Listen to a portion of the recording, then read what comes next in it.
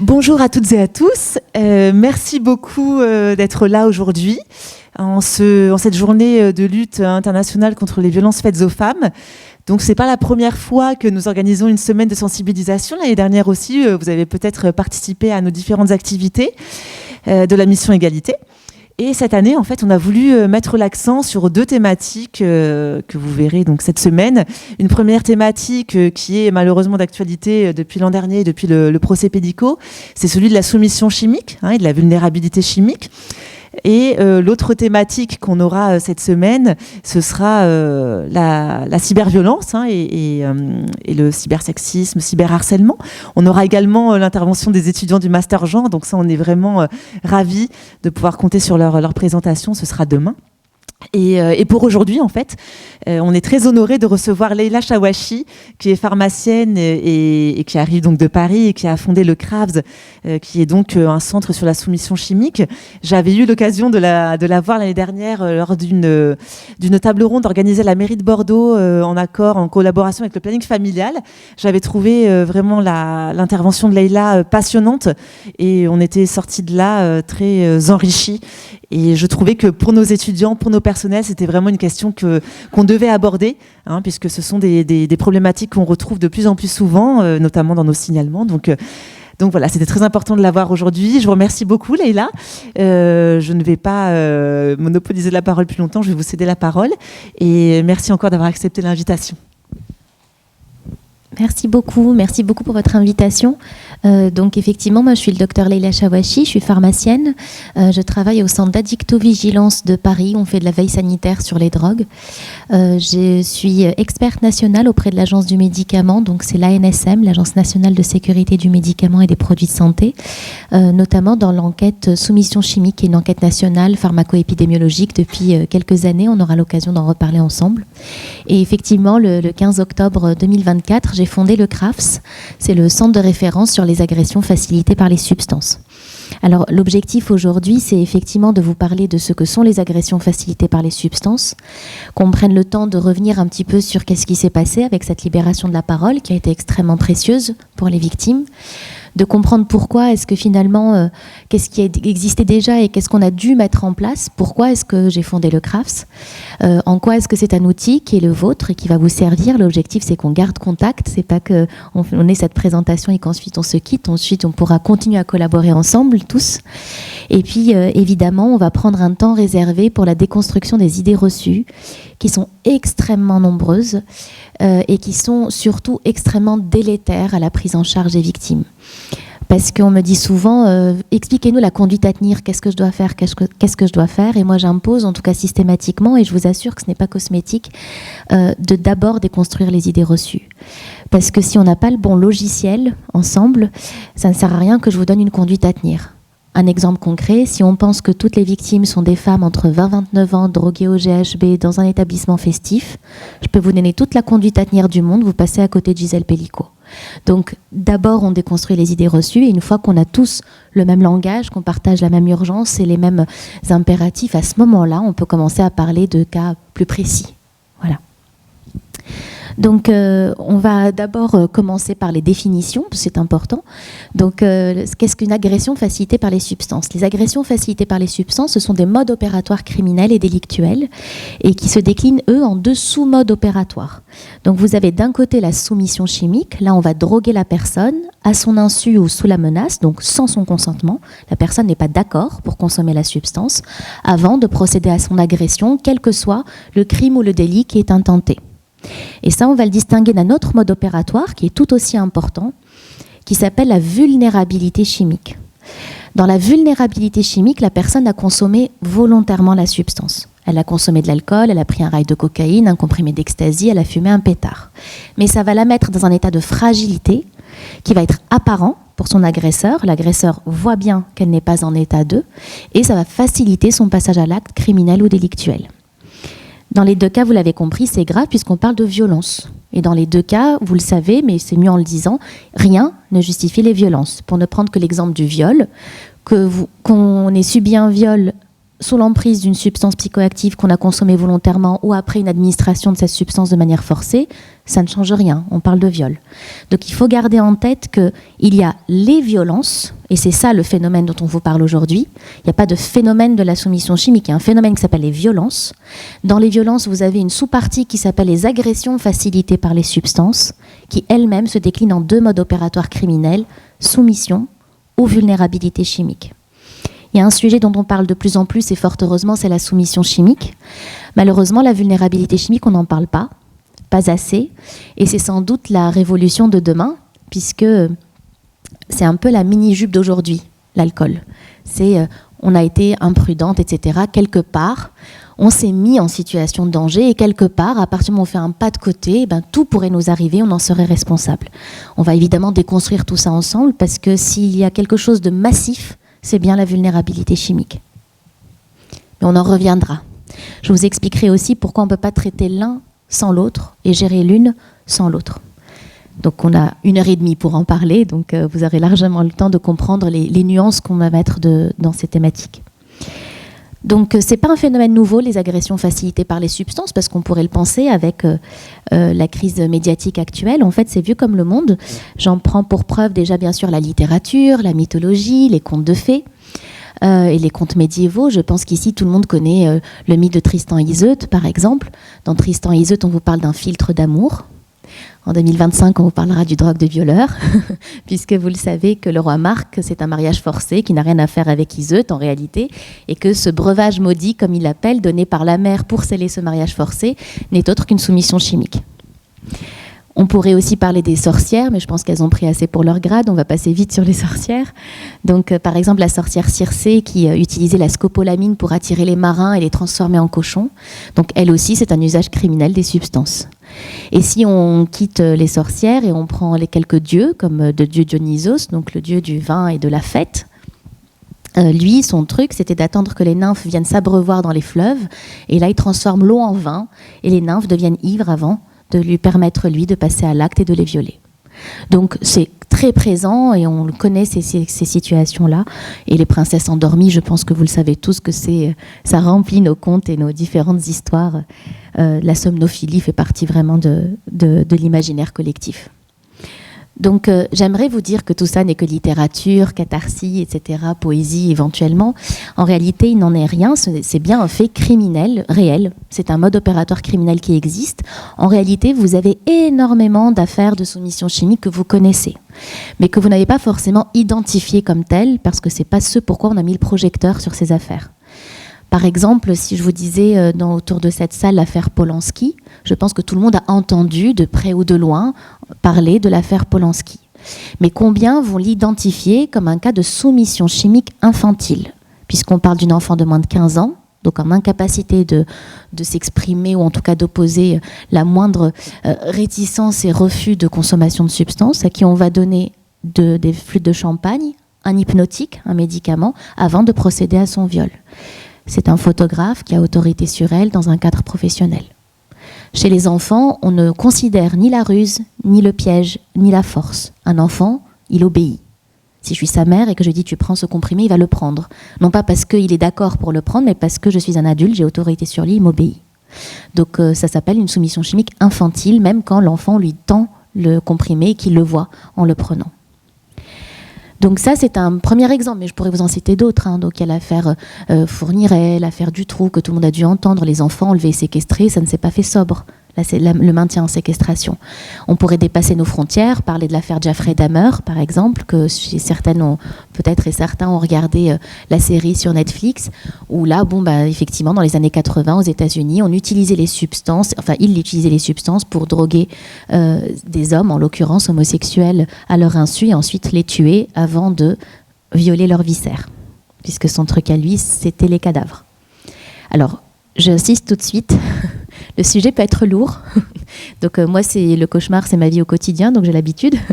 Mais n'hésitez pas, si jamais vous ne vous sentez pas très bien, je n'ai aucun problème. Est-ce que quelqu'un y respirer, si on en a besoin, y revenir, je le prendrai pas mal.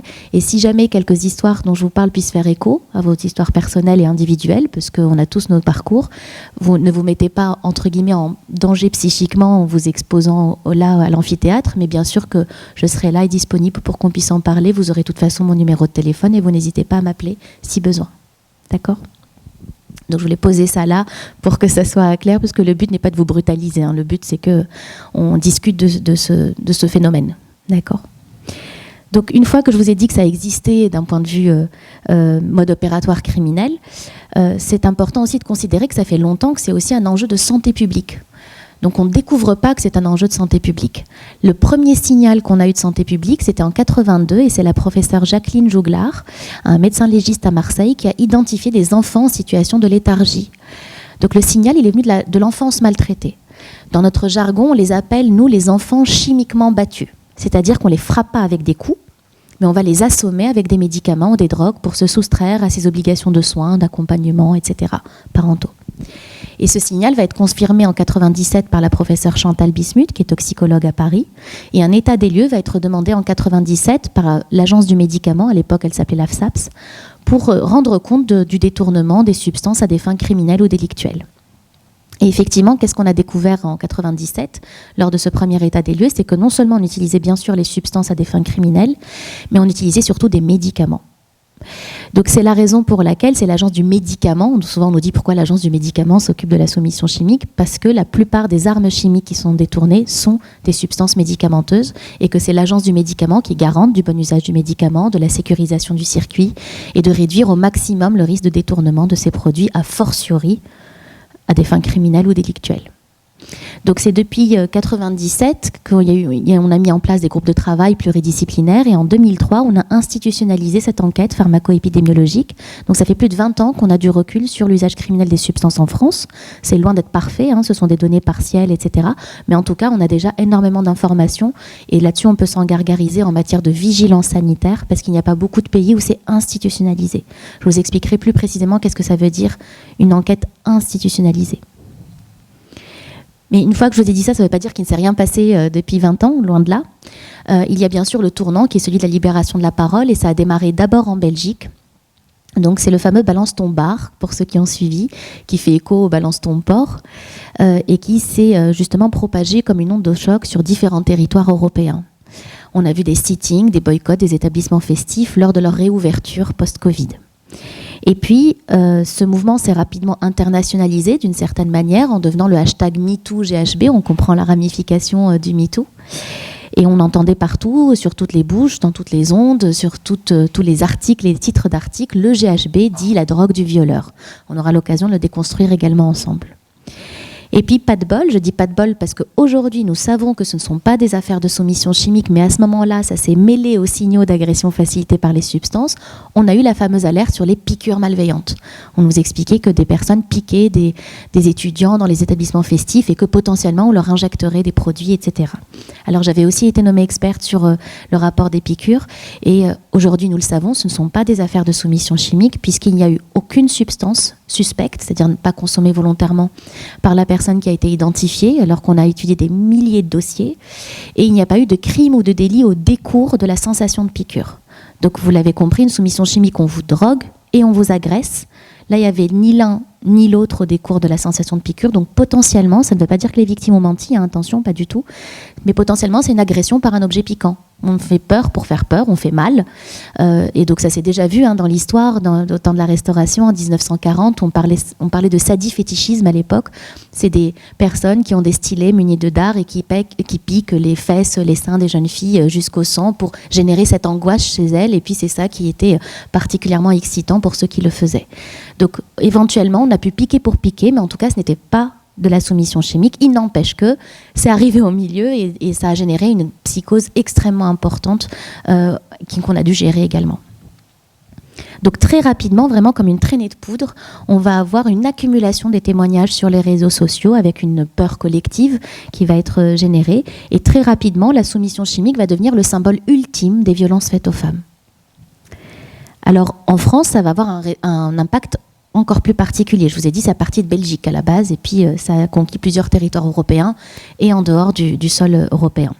Mais en France, on va surtout avoir une particularité, c'est que nous, ça va très très vite quitter la sphère festive. Je vous rappelle juste quelques repères temporels. En automne 2021, donc septembre-octobre, on a le Balance-Tombard. En 2022, il y a la sortie du livre de Caroline Darian, la fille de Gisèle Pellicot, la principale victime des viols de Mazan, pour ceux qui ont suivi cette affaire. Et donc là, elle met le projecteur sur les violences intrafamiliales, utilisant ce même mode opératoire dans une famille dite ordinaire, comme on les appelle. Et puis ensuite, on a lancé avec elle, on a cofondé le mouvement M'endors pas, qui est aujourd'hui devenu une association, mais dans lequel il a fallu qu'on mette le projecteur sur le fait que c'est bien un usage criminel de substances qui peut arriver dans le huis clos d'une maison. Le 14 novembre 2023, là, il y a une affaire qui éclate concernant un sénateur, donc le sénateur Joël Guerriau, qui est mis en cause par la députée Sandrine Josso. Et donc, on a vu circuler le hashtag Sénatoport également. Et donc, très rapidement, on est passé de la sphère festive à la sphère privée, familiale, professionnelle et jusqu'au plus haut sommet de l'État qui permettait très clairement de voir que ce n'était pas une affaire de marginaux, etc. et qu'il y avait bien un enjeu de santé publique, un enjeu en fait sociétal, anthropologique, philosophique et autres autour de ces questions-là. Ça a même donné lieu à l'ouverture d'une mission au gouvernement qui a duré 6 mois, mais bon, avec les déboires politiques, 1 an. Mais tant mieux, ça nous a été qu'encore plus de temps pour réfléchir à un sujet aussi important. Et effectivement, le rapport a été rendu le 12 mai 2025. Il est accessible, n'hésitez pas à le consulter. Il est extrêmement bien fait, donc par justement Sandrine Josso, Véronique Guillotin et Marine Darnaud, qui était l'administratrice d'État pour ce rapport. Alors en plus, en France, on va arriver à un point de non-retour. Et ça, c'est le retentissement du procès historique des viols de Mazan. Le 2 septembre 2024, là, ça va prendre une dimension à l'international, surtout. Et la question de ces violences au sein de la famille, à l'international. Donc en quelque sorte, c'était un point de non-retour parce que l'affaire Gisèle Pellicot, ça a été un cauchemar pour les soignants, puisque c'était 10 ans d'errance. Quand je dis un cauchemar pour les soignants, c'est-à-dire que c'est exactement ce qu'un soignant ne veut pas qu'il arrive. Une personne qui pendant 10 ans va être en errance, va consulter des médecins, des neurologues et qui ne sera pas en mesure de dire « Madame, ce qui vous arrive, c'est pas l'Alzheimer ou quoi que ce soit, là c'est une intoxication par un tiers dans le cadre d'un usage criminel de substances ». Donc l'électrochoc va être massif. Alors il va y avoir bien sûr un impact, donc là on n'a pas les données jusqu'à 2025 et 2026, mais en tout cas très rapidement avec le Balance-Tombard en 2021, on va voir grimper nos signalements de santé publique au centre d'addictovigilance de Paris, où je travaille, puisque nous sommes le centre coordonnateur de la fameuse enquête nationale soumission chimique que je pilote. Et on va devoir mettre en place un plan de gestion de crise, puisqu'on n'a jamais été autant sollicité, et par les victimes, et par les professionnels, et par les instances, et par la presse. Enfin, ça a été spectaculaire. Alors concrètement, c'est qui le centre d'addictovigilance de Paris, puisque j'ai la double casquette, hein, vous l'avez compris, et que le CRAFS est un spin-off en fait du centre d'addictovigilance de Paris. Je vous en parlerai tout à l'heure. Mais on va déjà commencer à parler de l'addictovigilance. Donc je vous l'ai dit, depuis 2003, on pilote cette enquête nationale pour l'Agence du médicament. Et donc, ça permet en fait la surveillance de l'usage criminel des substances de façon permanente et prospective. Tous les ans, on lance cette enquête pharmaco-épidémiologique auprès de nos partenaires. Et alors, qui sont nos partenaires ? Ce sont des médecins légistes pour la plupart, des experts toxicologues qui travaillent entre les mains de la justice, sur ordre de justice. Et puis, on va travailler essentiellement avec la police, la gendarmerie et donc en tout cas leur branche scientifique. On va travailler avec l'Institut national de police scientifique, l'Institut de recherche en criminalistique de la gendarmerie nationale. Et on va travailler aussi avec les centres antipoison, puisqu'ils peuvent être sollicités dans le cadre de la réponse téléphonique d'urgence quand quelqu'un fait une intoxication et qui se retrouve aux urgences, par exemple. Mais en réalité, on travaille avec tous ceux qui veulent bien travailler en plus, hein, évidemment, avec nous, y compris les victimes, l'entourage, etc. Évidemment que cette enquête ne permettra pas de vous dire aujourd'hui combien sont les victimes. Vous l'avez compris, on travaille surtout avec des gens qui vont voir soit les complications les plus importantes, ils se sont retrouvés aux urgences, soit des personnes qui ont déposé plainte, et j'ai envie de vous dire même encore plus loin, qui ont déposé plainte avec des enquêtes qui n'ont pas été classées sans suite, pour lesquelles il y a eu des analyses toxicologiques réalisées à plus de 1 200 € aux frais de la justice. Donc autant de vous dire que je vois le sommet du petit bout de l'iceberg. Mais une fois que je vous dis ça, c'est pas pour vous dire que cette enquête ne sert à rien, cette enquête, elle est cruciale. Elle est cruciale parce que je ne peux pas travailler sur des hashtags, malheureusement. J'ai besoin de données fiables, robuste, parce que c'est technique, la soumission chimique, et pour ça, on a besoin de savoir, le nerf de la guerre pour moi, c'est quels sont les modes opératoires criminels.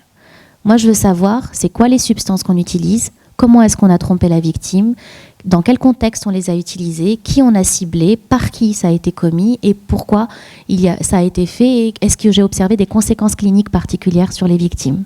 Parce que mon objectif en identifiant les modes opératoires criminels, c'est de savoir comment derrière je vais pouvoir sécuriser l'usage du médicament au maximum, si c'est un médicament.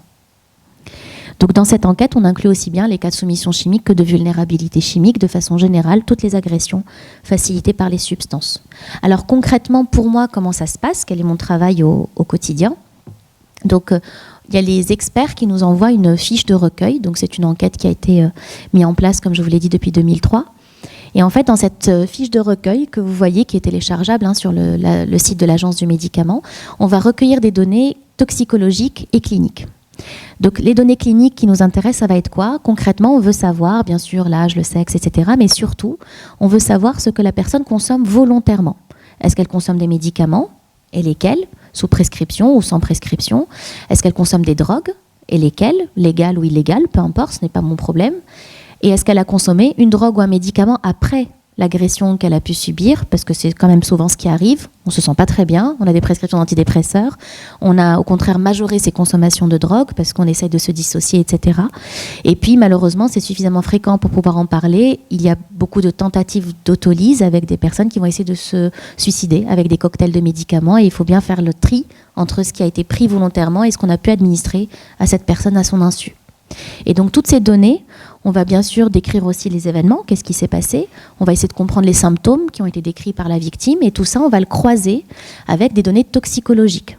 Qu'est-ce qu'on a retrouvé dans l'enquête, dans le sang, les urines, les cheveux, les ongles, le chyme, l'humeur aqueuse, selon le cas, puisqu'on est dans une enquête en vie réelle. Là, on n'est pas dans une affaire, on n'est pas dans une enquête cadrée de recherche scientifique où toutes les victimes sont logées à la même enseigne.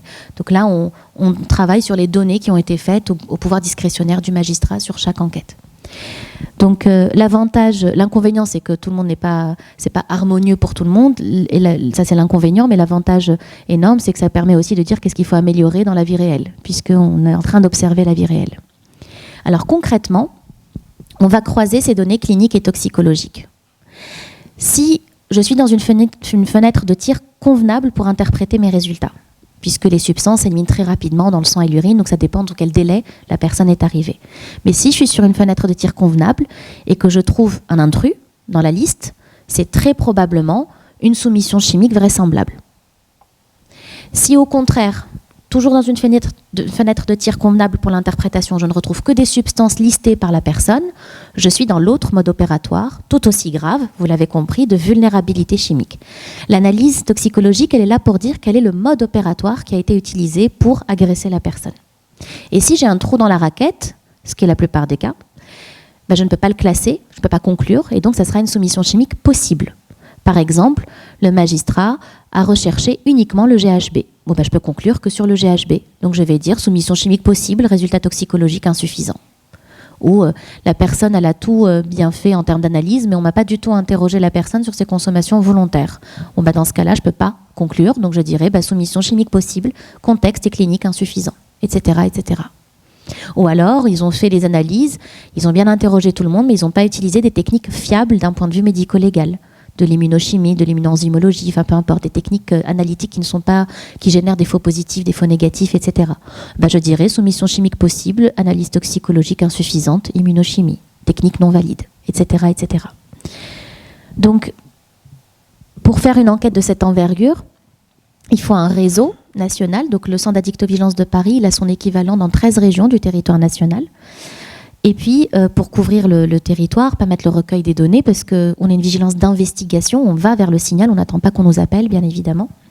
Et puis, il faut un réseau d'experts, donc on a des conventions avec la Compagnie nationale de biologistes analystes experts, parce qu'on a besoin de données fiables, celles où on sait qu'ils ont les bonnes machines, les bonnes techniques, les bonnes manières de mettre en évidence, là on parle de criminalistique, de sciences forensiques. Donc, on recherche toute substance pouvant altérer votre état de conscience ou de discernement. On ne sait pas ce qu'on cherche. On ne sait pas ce qu'on cherche, on sait juste qu'on cherche une substance qui peut altérer votre comportement et votre discernement, qu'on a pu vous administrer potentiellement qu'une seule fois, à faible dose, pour lesquels on va vous prélever sans doute à distance des faits. Ce n'est pas du tout des examens de routine, hein. C'est vraiment des fouilles. Donc c'est un travail de fouine. Voilà. Et puis évidemment, comme c'est des données qui sont protégées à la fois par le secret d'enquête, par le secret d'instruction, par le secret professionnel, médical, donc c'est des données extrêmement sensibles qui nécessitent des accords de la chancellerie, des déclarations CNIL, et puis des doubles lectures également du rapport pour une pluridisciplinarité. Donc moi, c'est le docteur Elisabeth Alcaraz, qui est médecin légiste, qui relie mon rapport d'expertise et qui est médecin légiste à l'Hôtel-Dieu à Paris. Et bien sûr, tout ça va s'ancrer dans un processus qualité que je ne vais pas vous développer parce que ce n'est vraiment pas le sujet aujourd'hui, mais simplement pour vous dire que nous avons des audits, bien sûr, de façon régulière par l'Agence du médicament pour s'assurer que tout roule comme il le faut.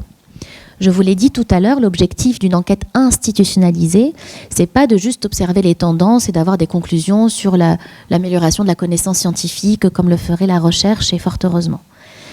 Là, l'objectif pour nous, c'est une enquête institutionnalisée, c'est-à-dire que tous les rapports d'expertise que je fais remontent à l'Agence du médicament, que là, moi, je vais, en tant qu'expert indépendant, proposer des mesures. Alors moi, je propose, l'Agence du médicament dispose pour sécuriser au maximum l'usage du médicament, par exemple.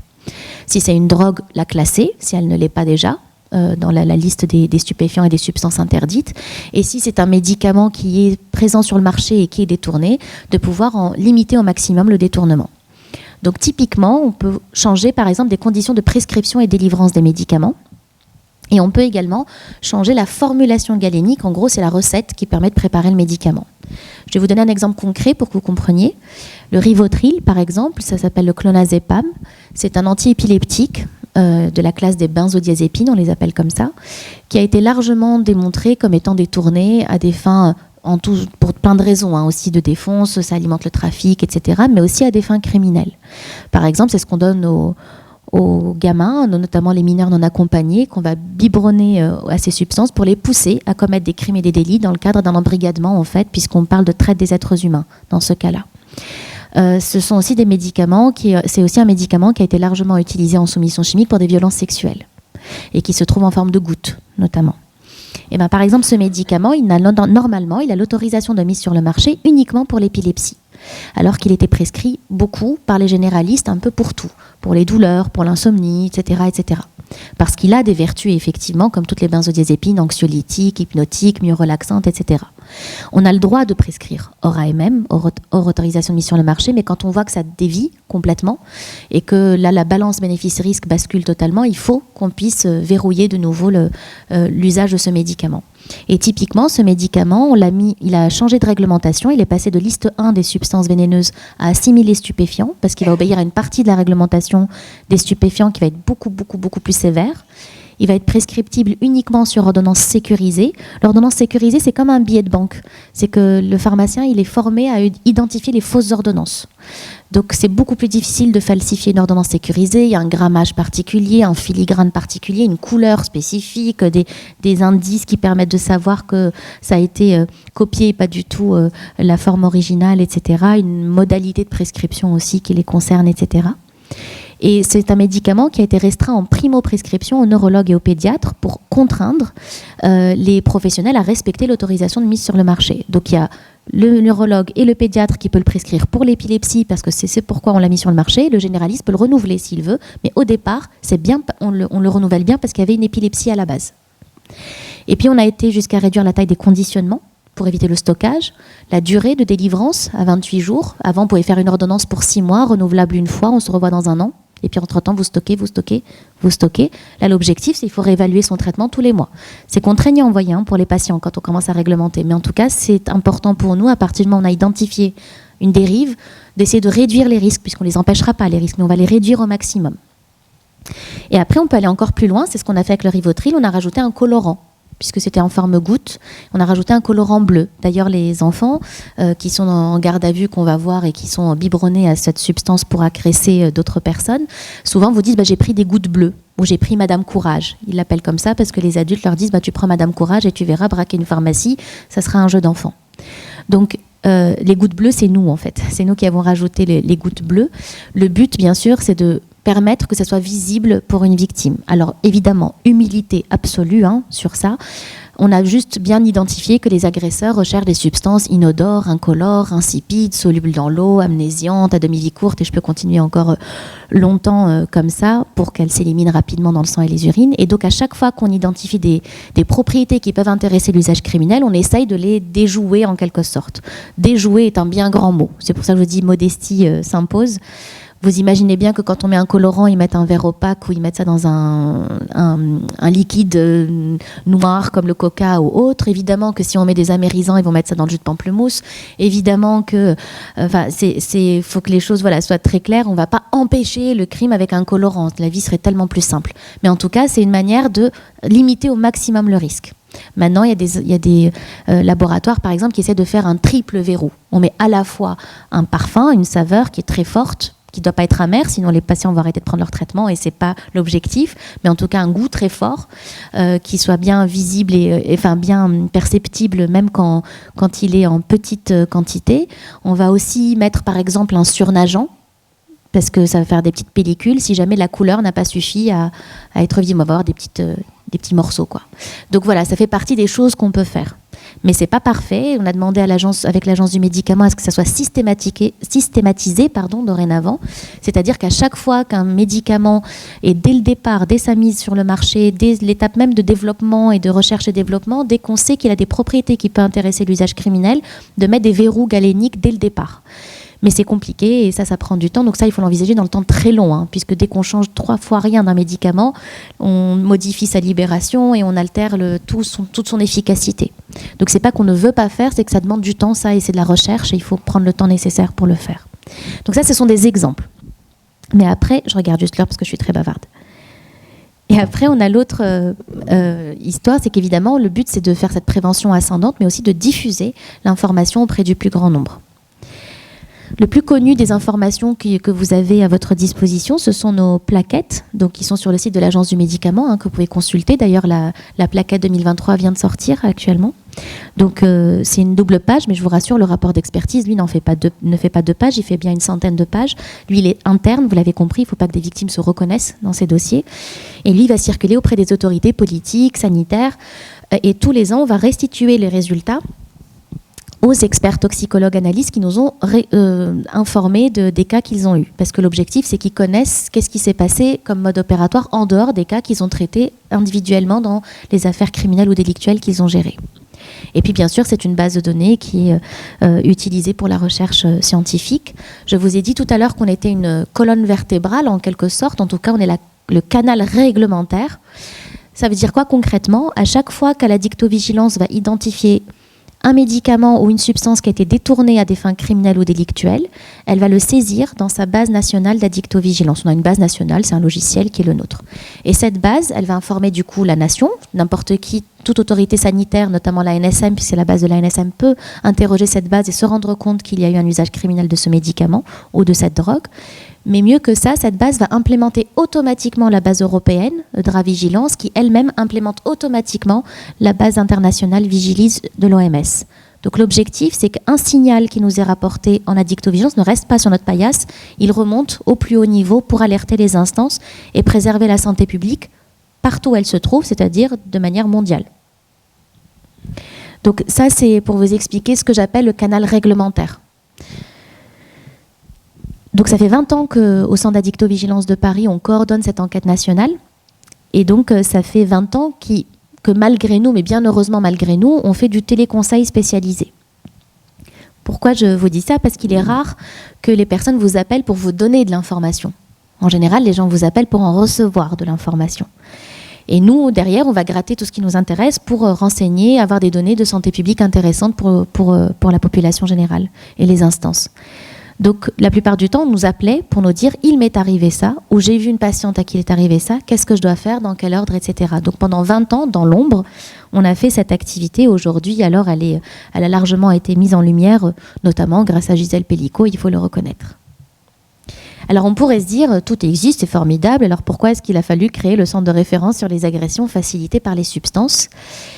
Eh bien, parce que pour l'instant, je ne vous ai parlé seulement de vigilance sanitaire. Je vous ai parlé de veille sanitaire. Je ne vous ai pas parlé de prise en charge des victimes. Donc on surveille, qu'est-ce qu'on voit et comment est-ce qu'on peut derrière réglementer le médicament. On est très très loin de la prise en charge des victimes. Donc vous l'avez compris, le CRAFS, il sera question de la prise en charge des victimes. Alors le mieux pour vous l'illustrer, pourquoi est-ce qu'il a fallu mettre en place le CRAFS, c'est de vous expliquer le diagnostic en fait qu'on a fait, notre retour d'expérience. Qu'est-ce qui s'est passé pendant cette crise où je vous ai dit on nous a appelés de partout et il a fallu gérer un scandale sanitaire. Donc la première constatation, c'est qu'il y avait un nombre incalculable d'idées reçues sur les agressions facilitées par les substances et des idées reçues qui concernent absolument tous les domaines. Donc aussi bien sur le profil des victimes, des agresseurs, les lieux de commission des faits, les modes opératoires criminels, les contextes, voilà, partout. Ces idées reçues, je vous l'ai dit tout à l'heure, elles sont délétères parce qu'elles ne nous permettent pas de mettre en place des campagnes de prévention inclusive, etc., préventives, qui englobent tout le monde et de nous donner à nous, du coup, la bonne conduite à tenir puisqu'on n'aurait pas le bon logiciel, comme je vous le disais tout à l'heure. Mais disons que les idées reçues, elles sont partielles et partiales, mais elles ont un fond de vérité. Oui, ce sont majoritairement des femmes, oui, ce sont majoritairement des violences sexuelles, etc., etc. En revanche, beaucoup plus problématique que les idées reçues, ce sont les fake news. Parce que là, on est dans du pur poison. Ça n'a aucun fondement, scientifique ou autre. Je vais vous en citer que quelques-unes. Croyez-moi, on peut faire un topo entier sur les fake news qui circulent sur les réseaux sociaux, mais on va vous citer 2 pour que vous ayez connaissance de ce qu'il en est. Donc, par exemple, ici, vous avez l'encyclopédiste qui vous explique, lui-même l'a pris de quelqu'un d'autre qui l'a dit, c'est pas pour pointer du doigt cet internaute, que vous avez la possibilité de voir à l'œil nu si votre verre est contaminé par une drogue, souillé par une drogue. Je vous l'ai dit tout à l'heure que les substances sont inodores, incolores, insipides, solubles dans l'eau, et que quand bien même elles ne le seraient pas, qu'on trouvera l'astuce de les rendre invisibles. J'ai envie de vous dire, si l'agresseur vous met une drogue dans votre verre et que vous en êtes aperçu, c'est qu'il a raté son coup. Voilà. Donc autant vous dire que non seulement ça ne sert à rien comme recommandation, que ça génère énormément d'anxiété parce qu'il vous dit qu'il y a une brume dans votre verre, un peu plus de mousse, des glaçons qui coulent, comme de la glace pilée par exemple, ça coulerait, etc. Donc tous les verres deviennent suspects et indépendamment de ça, surtout ça vous laisse penser à tort que finalement tout est une affaire de prudence. Mais si vous êtes assez vigilante ou vigilant et que vous prenez votre verre et que vous êtes attentif au goût, à la texture, etc., finalement, vous aurez pu y échapper. Et ça, c'est encore extrêmement culpabilisant parce qu'on continue encore et toujours à laisser penser que les victimes de soumission chimique, ce sont ces personnes imprudentes qui laissent leur verre traîner et qui ne respectent pas les règles élémentaires de prudence, ne pas parler aux inconnus, ne pas rentrer trop vite le soir et garder toujours un œil sur son verre. Donc c'est faux, on aura l'occasion de le déconstruire, mais c'est très ancré que la victime de soumission chimique, c'est celle qui n'a pas fait gaffe. Alors qu'il y a cas, il faut que finalement. Donc on aura le temps de le déconstruire, mais ça c'est très présent. Je vous prends d'autres idées reçues qui, pour le coup, sont beaucoup plus terribles encore. Pendant la phase de l'alerte sur les piqûres malveillantes, on nous a expliqué partout sur les réseaux sociaux que une cohorte une horde de sidaïques sortis de terre venait piquer des étudiants pour les infecter par le virus du VIH et que l'objectif évidemment c'est que ces jeunes innocents se retrouvent contaminés sans le savoir parce que ces piqûres ne laisseraient pas de traces, l'objectif étant qu'ils atteignent le stade sida avant même de pouvoir se soigner et j'en passe. Donc on a eu des idées, des relents épouvantables, nauséabondes, séropositifs à souhait, sérophobes, excusez-moi, à souhait. Qui sont extrêmement problématiques. C'est sans doute la fake news la plus douloureuse, nous sommes en 2025 tout de même, et ça a été extrêmement problématique. Il a fallu que la Société française de lutte contre le sida intervienne. Alors vous n'êtes pas à convaincre, mais je vous le redis, ça va mieux en le disant. Vous avez bien compris que les personnes séropositives ne sont pas dangereuses, que les personnes séropositives, pour la plupart d'entre elles, se soignent et sont dépistées, que la plupart d'entre elles, quand elles se soignent, elles sont à charge virale indétectable, donc non contaminantes, et donc que les personnes séropositives soignées sont la solution et pas le problème, puisqu'elles ont même rompu la chaîne de contamination. Même sans préservatif, elles ont rompu la chaîne de contamination. Vous le savez, mais je le redis encore, parce que c'est terrible quand même d'entendre ça. Il vaut mieux 1000 fois, 100 fois, je le signe, je l'assume, coucher avec une personne séropositive à charge virale indétectable qu'avec un séro-ignorant. Donc dépistez-vous et tout ira bien. Et si on a le VIH, eh ben on se soigne et tout ira bien. Mais malheureusement, on entend encore ces idées épouvantables qui sont là depuis la nuit des temps, mais qui continuent à ressurgir comme ça, avec des cibles qu'on met sur la tête de gens qui n'ont strictement rien demandé. Évidemment, cet intérêt théorique de la thématique va se heurter à une absence totale d'une plateforme qui soit vulgarisée, vulgarisante, accessible. Et quand je dis vulgarisée et vulgarisante, je ne parle pas que du grand public, je ne parle pas que des jeunes.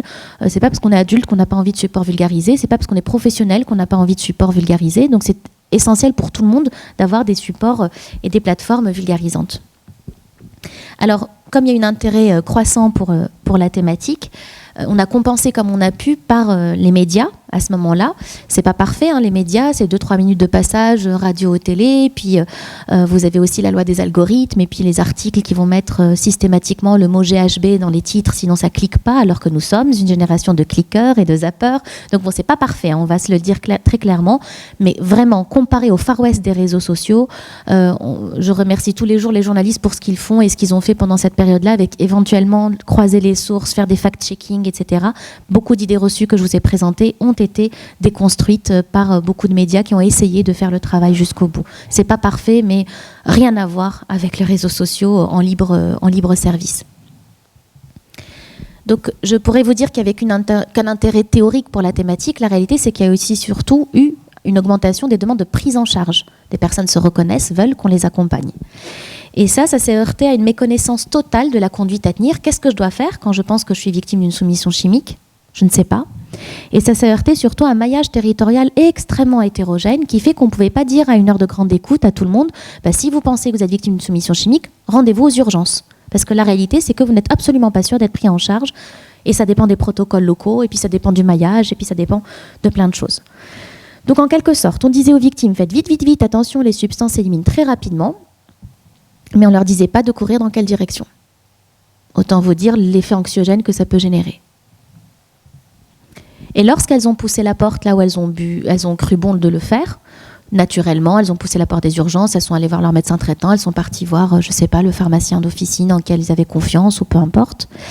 Là, elles se sont heurtées à des défauts importants de prise en charge et dans les services d'urgence, notamment jusqu'aux soins apportés à l'accueil.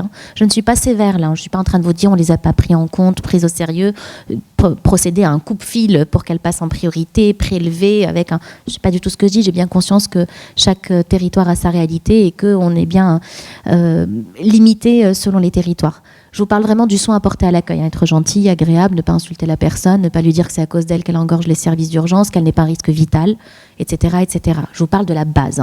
Donc, parce que ça coûte pas de l'argent d'être sympa et d'être. Il y a un proverbe bouddhiste qui dit que si on peut pas aider, au moins essayer de ne pas nuire, ça serait déjà formidable. Donc, si on pouvait se l'appliquer, ça serait super. Mais effectivement, dans les services d'urgence, on a eu énormément de réclamations des ARS puisque les victimes ne se taisent plus, elles ont bien raison et saisissent les défenseurs des droits quand elles sont mal reçues. Et là, on ne peut pas faire le procès de l'accompagnement, en tout cas de l'écoute, du non-jugement, etc. C'est bien les dispositifs d'écoute. Ils sont biberonnés à ça. Ils sont calibrés pour l'écoute. On les appelle. Je pense à SIDA Info Service, je pense à Drogue Info Service, je pense à toutes les lignes d'écoute des violences faites aux femmes. Ceux-là, on ne peut pas leur faire le procès de « ils ont mal reçu ». En général, ils reçoivent très bien. Mais pour autant, ils étaient bien impuissants à orienter les personnes parce qu'ils n'étaient pas pour autant sachants sur la thématique. Pourquoi ? Parce qu'on avait soit des dispositifs, et ce n'est pas une mauvaise pub, c'est des superbes dispositifs, attention, c'est juste pour vous expliquer la genèse. Donc, vous avez soit des dispositifs qui sont extrêmement compétents sur les drogues, je pense à Drogue Info Service notamment, mais ça va être plutôt l'usage récréatif, volontaire, etc., une demande d'accompagnement addictologique, au sevrage et autres, ou de la réduction des risques, mais qui ne sont pas du tout sachants sur les violences et encore moins sur l'usage criminel des substances qui est particulier. Et de l'autre côté, on avait des Rolls-Royce de la lutte contre les violences, le 3919, la ligne Viol Femmes Information, le 119, le 3977, peu importe, mais qui pour autant ne sont pas plus sachants sur la pharmacologie et sur l'usage criminel des substances. Donc il y avait un trou dans la raquette. On va s'enfoncer encore plus dans ce tableau noir, vous l'avez compris, de diagnostic. C'est que quand les victimes souhaitaient bénéficier d'une analyse toxicologique ou quoi que ce soit, en tout cas souhaitaient être pris en charge et faire la preuve, entre guillemets, qu'elles ont été droguées à leur insu, le circuit de prise en charge sur le territoire national était conditionné au dépôt de plainte. Donc on disait aux victimes, déposez plainte, vous serez orientés aux unités médico-judiciaires, là on vous fera des prélèvements. Les prélèvements seront conservatoires. Rien ne dit que vous aurez les résultats d'analyse, parce que ça c'est uniquement le magistrat qui pourra diligenter l'enquête, etc., etc. Donc c'était très compliqué parce que, vous le savez, dans la majorité des cas, les victimes ne souhaitent pas déposer plainte d'emblée. J'insiste en disant d'emblée, c'est une hygiène lexicale qu'on doit avoir. les victimes ont besoin de comprendre dans quoi elles s'engagent, de savoir qu'est-ce que ça implique de déposer plainte, etc. Elles ont besoin de se renseigner sur leurs droits, etc. C'est tout à fait normal. C'est le fondement même du consentement, qu'il soit éclairé, libre, etc. En revanche, ça ne veut pas dire qu'elle ne souhaite pas déposer plainte in fine. Ce qu'elle vous dit à ce moment-là, c'est attendez que je m'y retrouve, attendez que je comprenne ce qui m'est arrivé, attendez de voir que j'évalue la situation. Et puis c'est difficile de porter plainte contre un ami, un patron, etc. Donc laissez-moi comprendre ce qui m'arrive. Elles sont tout à fait prêtes à le faire pour beaucoup d'entre elles, dans une semaine, dans 2 semaines, dans un mois, dans un an, dans 3 ans. Et notre rôle à ce moment-là, nous, c'est comment préserver les éléments de preuve. Comme ça, lorsque cette personne prendra la parole dans un an, peut-être qu'elle aura des éléments de preuve qui pourront servir à la justice. Et si tout est conditionné au dépôt de plainte, y compris les prélèvements conservatoires, c'est compliqué. Donc, les obstacles à la plainte sont innombrables. Je ne vais pas tous vous les citer puisque vous les connaissez pour la plupart. J'aimerais juste vous dire certains qui sont spécifiques. La plupart du temps, les victimes ont peur de ne pas être crues. Ça, vous l'entendez souvent. Mais en général, on vous dit les victimes ont peur de ne pas être crues par la police. Trop facile. Oui, les victimes ont peur de ne pas être crues par la police. C'est vrai. Et on continuera à être très exigeant avec la police parce que leur boulot est beaucoup trop important et on continuera à être exigeant même si ça s'améliore beaucoup, mais on continuera à l'être. En revanche, les victimes que j'ai au téléphone, personnellement, elles ont peur de tout le monde. Voilà. Elles ont peur de ne pas être crues par tout le monde, par leur mère, par leurs conjoints, par leurs amis, par leurs collègues, par leurs patrons, par tout le monde, y compris par les soignants. Donc c'est très important de le comprendre et de se poser la question sur soi-même, comment est-ce que moi j'accueillerais une parole comme celle-ci, quelle écoute je vais lui accorder et quel crédit je vais lui accorder et qu'est-ce que je serais prête à faire pour cette personne. Les blessures liées aux réactions de l'entourage sont énormes. Donc c'est important de le considérer. Elles ne sont pas dupes que les répercussions socio-professionnelles, ça sera pour elles. Elles savent que c'est qu'en dénonçant les violences qu'elles vont trinquer dans ces violences, etc. Et donc elles ont besoin effectivement d'étudier le dossier. Elles ont beaucoup de mal à déposer plainte parce que beaucoup d'entre elles, c'est une victime sur 2, a une amnésie des faits. Elle ne se souvient pas de ce qui s'est passé. Et donc ce qu'elles vont vous dire, c'est je suis la pire des victimes. Je suis celle qui ne se souvient pas, qui est inutile à sa propre enquête, qui n'est pas en capacité d'aider les enquêteurs. Je ne sais même pas moi-même ce qui m'est arrivé, qu'est-ce que vous voulez que je dise à la police ? Et je ne vous parle même pas de la peur de la confrontation avec l'agresseur. Ça, c'est des choses déjà qu'on retrouve de façon générale. Mais alors imaginez sans souvenir. Il sait tout. Il m'a pris 4 heures de ma vie, je ne sais pas ce qui s'est passé. Il le sait. Vous voulez que je le confronte ? Etc., etc. Et puis, bien sûr, elle culpabilise beaucoup pour plein de raisons que vous imaginez, comme dans toutes les violences sexuelles et autres. J'ai lâché prise, j'ai pas été ça prudente, etc. Je suis rentrée trop tard le soir, ma tenue et j'en passe, comme d'habitude. Mais en plus, là, elles ont souvent consommé des substances volontairement. Donc, elles vous diront en plus, je suis la pire des victimes, une victime qui est une vraie victime, c'est une victime qui ne boit pas, qui ne consomme pas des drogues, etc., etc. Et donc, pour peu que j'ai consommé de l'alcool, que j'ai pris un rail de coke, vous voulez dire que vous voulez que je dise à la police que j'ai pris de la cocaïne ? Ah oui, madame ou monsieur, vous direz à la police que vous avez pris de la cocaïne. C'est pas le problème. Le problème, là, c'est les violences que vous avez subies. Et l'enquête n'est pas sur vous, elle est sur le viol, notamment. Donc pour ça, il faut des interlocuteurs qui connaissent les drogues, les usagers, qui ne les stigmatisent pas, pour permettre cette parole, jusqu'au chemsexeur, où on sait qu'il est personne ayant des relations sexuelles avec des autres hommes, et puis derrière, qui peut consommer des substances, et que pour autant, même en ayant ces relations sexuelles, en ayant pris ce rendez-vous volontairement, en ayant pris ces substances volontairement, il n'était pas d'accord pour la suite des événements avec toute l'équipe de rugby qui s'est invitée. On s'enfonce encore plus dans mon tableau noir, on va réémerger au bout d'un moment, on parlera d'avenir, mais pour l'instant, on est dans les constats. C'est que c'est un peu facile aussi de dire systématiquement les victimes, elles ne déposent pas plainte. Quelque part, c'est de leur faute. Elles n'ont pas déposé plainte, elles n'ont pas fait le nécessaire, et donc finalement, ce qu'on nous bassine souvent, ou alors la justice derrière n'a pas fait le nécessaire, et donc c'est des victimes qui n'auront pas réparation par leur reconnaissance de leur statut de victime. C'est des choses qu'on entend beaucoup. La réalité, elle est infiniment plus sombre, c'est que les victimes, en réalité, n'ont pas davantage recours aux dispositifs d'aide et d'accompagnement. Et ça, nous, en tant que soignants, c'est notre bilan tout de même, qu'il va falloir voir en face. Elles sont moins de 10% à déposer plainte, elles sont moins de 8% à venir frapper à nos portes. Qu'est-ce qui foire ? Donc en réalité, les victimes, elles sont isolées. Elles ne sont pas juste en train d'avoir réparation ou pas judiciaire, elles sont isolées, dans un premier temps en tout cas. Et quand on est isolé en tant que victime, on est à la recherche de preuves privées.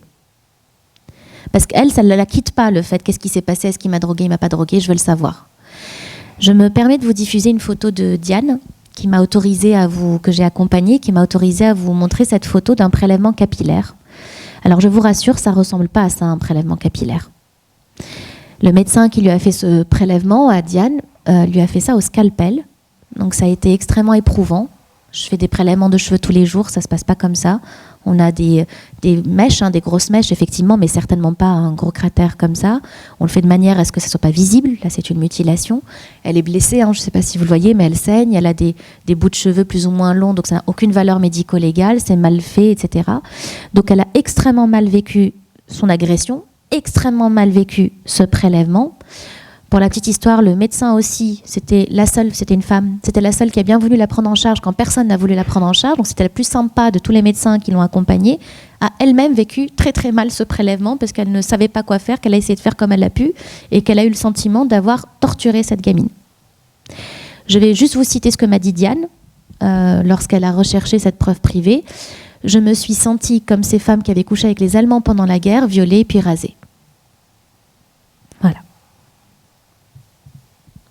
Et puis, comme on entretient l'idée, puisqu'on est isolé et qu'on entretient l'idée que tout est affaire de prudence, finalement, ce qu'on va dire aux victimes, en tout cas ce qu'elles vont entendre partout autour d'elles, c'est « il n'y a qu'à faux que ». Et donc, si tu mets un capuchon à verre, si tu mets un vernis anti-viol, si tu mets tes bandelettes test, t'as pas été acheter tes bandelettes test à la pharmacie pour t'assurer que ton verre n'était pas souillé par une drogue, etc., etc. Donc, on continue à entretenir l'idée que c'est à vous de vous protéger, à vous de vous barricader, à vous de vous enfermer, et à vous d'être, plus vous serez prudente, et vous verrez, le mal ne vous attendra pas. Parce que le problème, c'est votre imprudence. Tout est faux, dans ce que je viens de vous dire. Vous en avez conscience. Tout est faux. Donc, résultat des courses, on a des situations d'errance énormes, d'errance thérapeutique. C'est quand même, comme je vous l'ai dit, le nerf de la guerre, de rompre l'isolement des gens. Une errance, c'est un coût faramineux. Ce sont des impacts sur la santé physique, sur la santé mentale. C'est des impacts socio-économiques majeurs, professionnels, etc. Donc on nous bassine très souvent en nous expliquant que les analyses toxicologiques coûtent cher, 1100 € dans le sang, 1200 € dans les urines, 1100 € dans le sang et les urines et 1200 € dans les cheveux. C'est dans le code de procédure pénale, ce sont des analyses forensiques, encore une fois. Ce qu'on oublie de vous expliquer systématiquement, c'est que ce qui coûte très cher, ce sont les violences. Ce qui coûte très cher, c'est le prix de l'errance. Et que la santé, c'est un investissement tout de même. C'est pas compliqué. Les violences coûtent des milliards. Et la prévention, des millions. Donc à choisir. Donc l'objectif, c'était de rompre l'isolement des victimes, bien évidemment, mais aussi des professionnels. Je vous l'ai dit, dans l'histoire de Diane, le professionnel n'a pas mieux vécu l'événement. Ça a été vraiment très très dur. Sachez qu'au CRAFS, on essuie autant de larmes de victimes que de professionnels. Et puis, si on devait parler du traumatisme vicariant, on en aurait aussi pour une bonne partie de la journée. Donc, c'est important de rompre l'isolement des deux. Je vous rappelle que dans l'affaire Le Squarneck, pour ceux qui ont suivi l'affaire Le Squarneck, l'avocat de l'affaire de Joël Le Squarneck s'est suicidé. Donc, les professionnels, ça compte. Donc évidemment, le but étant de mieux appréhender le phénomène. On ne peut pas lever le chiffre noir, ça serait un grand mot, mais en tout cas, mieux connaître le phénomène, mieux l'appréhender, mieux le mesurer, mieux du coup, par définition, s'en prémunir. Pour nous, c'était nécessaire d'innover et de mettre en place une plateforme qui soit dédiée à la prise en charge des victimes, donc le fameux centre de référence sur les agressions facilitées par les substances dont je vais vous parler plus précisément. Alors, on pourrait déjà se dire, je vous l'ai promis tout à l'heure en démarrant le topo, qu'on ne pouvait pas gérer la soumission chimique sans parler de vulnérabilité chimique et que j'allais vous le démontrer. Donc la question c'est la suivante, en fait, c'est pourquoi est-ce que j'ai appelé ça le centre de référence sur les agressions facilitées par les substances et pas le centre de référence sur la soumission chimique? Parce que je veux absolument que la vulnérabilité chimique soit considérée. Pourquoi? Je vous l'ai dit tout à l'heure, indépendamment du fait que ça reste un mode opératoire des violences qu'il va falloir combattre farouchement pour ne pas se sentir vulnérable dès qu'on a consommé une substance, que d'autres profitent de cet état pour passer à l'acte. C'est aussi parce qu'au départ, vous avez que des victimes qui suspectent avoir été droguées. Elles ne peuvent pas le savoir. Elles vous appellent en vous disant « je pense qu'on m'a droguée ». D'accord ? Je me réveille nue dans la rue sans souvenir. Je ne sais pas ce qui s'est passé. Par contre, je sais que rien n'est normal dans ça. Je n'ai rien à faire nu dans la rue sans souvenir. Et donc, je vous appelle parce que j'ai entendu madame et monsieur à la télé qui m'a dit « il faut écouter ses doutes ». Donc, cette personne a raison d'écouter ses doutes. Il n'y a que l'analyse toxicologique qui permettra de dire in fine à madame ou à monsieur « vous avez été drogué à votre insu parce qu'on a retrouvé, je ne sais pas moi, un médicament ou une drogue que vous ne consommez pas habituellement, ou alors, madame, c'était 2 ou 3 grammes d'alcool. Et pour autant, vous n'y êtes pour rien. Et pour autant, on n'avait pas le droit. » Parce que souvent, les victimes, quand elles vous appellent, ce qu'elles vous disent, c'est « je veux, avant de déposer plainte, savoir s'il m'a drogué ou pas, parce que le corollaire, c'est s'il m'a drogué, c'est de sa faute, si je me suis drogué, c'est de la mienne. » Et nous, notre travail, c'est de leur dire « non, madame, non, monsieur, ce n'est jamais de la vôtre. Il n'y a pas de permis de viol, hein, ça existe que dans la tête des agresseurs. » Donc ça, c'est important de le remettre. Vous êtes légitime à déposer plainte. Vous n'avez rien à faire nu dans la rue sans souvenir. Et je n'ai pas besoin d'avoir mes souvenirs pour savoir que quelque chose d'anormal s'est passé. Effectivement, je ne peux pas savoir combien ils étaient, si le rapport a été protégé ou pas protégé, qu'est-ce que j'ai subi exactement. Mais je n'ai pas besoin de sortir de ma dessus pour savoir que j'ai été agressée sexuellement. Et que je n'étais pas en état de consentir. Et que ce n'est pas dans mon comportement. Donc, quand je vous dis qu'on a besoin de connaître l'autre, l'un pour traiter l'autre, c'est parce que si vous ne savez pas ce que c'est que la vulnérabilité chimique et que vous ne déconstruisez pas tout de suite auprès de la victime qui vous appelle, que quand bien même ça serait de la vulnérabilité chimique, ça n'est pas audible, ce qui leur est arrivé, et elles sont légitimes à déposer plainte, parce qu'elles déposent plainte pour viol, et après le reste c'est un mode opératoire, comment il a réussi, ou elle a réussi à commettre ce fait criminel ou délictuel. Et c'est important de le rappeler, on ne le dira jamais assez, qu'il y a aussi, c'est pas Leïla qui le dit, c'est la loi qui le dit. Il y a des facteurs aggravants. On va prendre l'exemple du viol. S'il y a une administration d'une substance nuisible, une soumission chimique, ça devient un viol aggravé par l'administration de substances nuisibles. Si la personne est dans un état de vulnérabilité, ça peut aussi constituer un facteur aggravant. Alors, ce n'est pas explicitement dit comme ça, comme pour la soumission chimique, mais on va parler de déficience physique ou psychique, apparente pour l'agresseur. Une personne qui titube, qui vomit, qui ne se sent pas bien, au lieu de la mettre en PLS, on lui baisse la culotte, c'est quand même une vulnérabilité apparente. On peut le voir très souvent dans les vidéos de surveillance que la personne ne tient même pas sur ses jambes. D'accord ? Donc c'est une vulnérabilité apparente pour l'autre. Et puis, et ça c'est pas intuitif, mais c'est important de l'avoir en représentation, si l'agresseur ou l'agresseuse, si l'agresseur en question, lui a consommé, ou pris des drogues, ou des médicaments, ou de l'alcool, c'est encore un facteur aggravant pour lui. Ça, c'est pas intuitif. Donc vraiment, tout converge vers l'agresseur en matière de facteurs aggravants. S'il drogue la personne, s'il utilise son état de vulnérabilité, ou si lui-même était défoncé ou alcoolisé. Le plus simple à comprendre, parce que je sais que c'est pas intuitif, cette notion-là, si vous renversez quelqu'un en voiture, vous pouvez pas dire « désolé, j'étais bourré ». Ça fonctionne pas comme ça. C'est le plus simple comme image à comprendre. Vous avez consommé, ça vous a rendu violent ou agressif, vous êtes responsable de vos consommations. Si vous savez que vous avez l'alcool mauvais, si vous savez que machin, vous ne prenez pas la route, vous ne rentrez pas et vous fracassez pas votre femme tous les soirs sous prétexte que vous avez bu. Ça marche pas comme ça en fait. Donc c'est vrai pour la sécurité routière, mais c'est vrai pour tout. C'est vrai si je saccage un bien public, c'est vrai si je viole quelqu'un, c'est vrai si je mords la police quand elle essaie de m'interpeller, c'est vrai pour tout. D'accord ? Et ça, je vous le dis parce que les victimes vous le diront souvent, elles vont vous mettre à un signe égal. Elles sont au même niveau. Elles vont dire, mais attendez, moi, vous m'excusez et lui, vous l'acculez. Alors que c'est la même chose. On était tous les deux défoncés. Tous les deux, on était ivres, par exemple. Il y a une phrase magique dans ces cas-là. Je l'utilise beaucoup. Je dis, je veux bien, madame, vous excuser. Mais vous excusez de quoi ? Et vous laissez juste faire l'écho. Il y en a un qui a agressé, l'autre qui a été agressé. Je veux bien, mais l'excuser de quoi ? Mais si effectivement vous avez frappé, cassé, je vous excuse pas du tout. Mais en l'occurrence, là, c'est pas ce dont on est en train de parler. Vous avez subi des violences physiques, psychologiques, un viol. Voilà. Donc les associations s'en saisissent de plus en plus maintenant de cette question de la vulnérabilité chimique. Là, je vous ai mis un exemple, c'était déjà bien avant la fondation du CRAFS pour vous dire que les associations, en tout cas de lutte contre les violences faites aux femmes, n'ont pas attendu les affaires récentes pour savoir qu'on n'a pas le droit de profiter de l'état de vulnérabilité d'une personne. Là, vous avez une affiche sur « Ici les femmes, fais-toi sereine » où vous lisez que saouler quelqu'un n'est pas une technique de drague, mais bien une technique de viol. Et on aura l'occasion d'en reparler tout à l'heure lorsqu'on essaye d'abolir le discernement d'une personne. Alors concrètement, c'est quoi le CRAF? C'est-à-dire que si vous orientez une victime vers nous, si vous nous appelez vous-même ou si un professionnel nous appelle, qu'est-ce qu'on va faire pour lui en gros? Donc concrètement, le CRAF, c'est une plateforme, c'est votre outil, hein, à partir d'aujourd'hui vous l'adoptez, c'est le vôtre. Donc c'est une plateforme qui s'appelle www.lecrafs.com et là vous avez 3 portes d'entrée. Donc vous pouvez soit prendre attache avec nous par téléphone, alors désolé, c'est uniquement sur nos heures ouvrées parce que c'est conséquent, donc on est aligné sur les horaires de la ligne Viol Femmes Information et autres. Donc là vous pouvez avoir un conseil avec une personne au bout du fil. Si c'est toujours difficile l'appel, parce que ça peut être un peu intrusif un appel, et ben on peut écrire, remplir un formulaire et dans ce formulaire on va demander si on souhaite ou pas être rappelé par la personne. Si elle est d'accord, on la rappelle. Ça peut faciliter le premier contact. J'ai écrit mon histoire, je suis attendue, on a lu ce qui m'est arrivé et j'ai un rendez-vous entre guillemets. En tout cas, je sais, j'attends cet appel. Et des fois, elles peuvent ne pas du tout avoir envie qu'on les rappelle. Parce que, par exemple, ça nous est beaucoup arrivé dans la libération de la parole. On a eu beaucoup de femmes septuagénaires qui se sont reconnues en Gisèle Pelicot qui voulaient juste livrer leur témoignage. Eh bien, très bien, on va le respecter.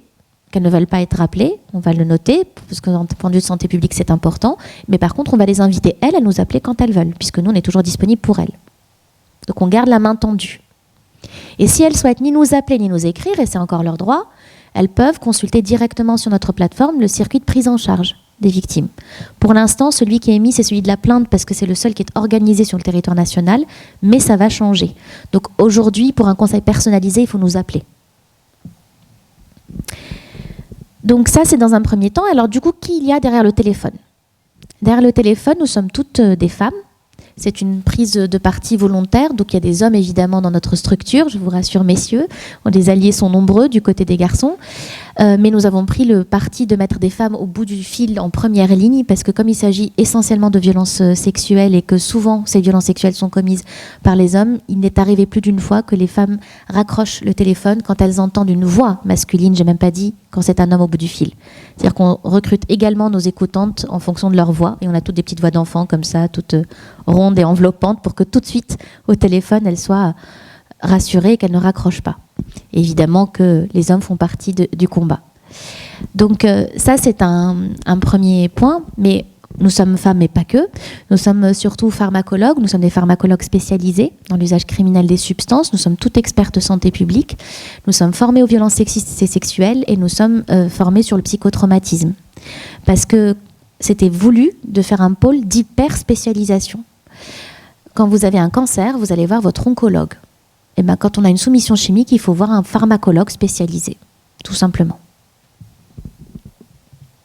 Concrètement, pendant cet appel téléphonique, ce téléconseil, on va déconstruire les idées reçues, qui sont très nombreuses, vous l'avez compris, je surveille juste l'heure, oula, qui sont très nombreuses sur les idées reçues.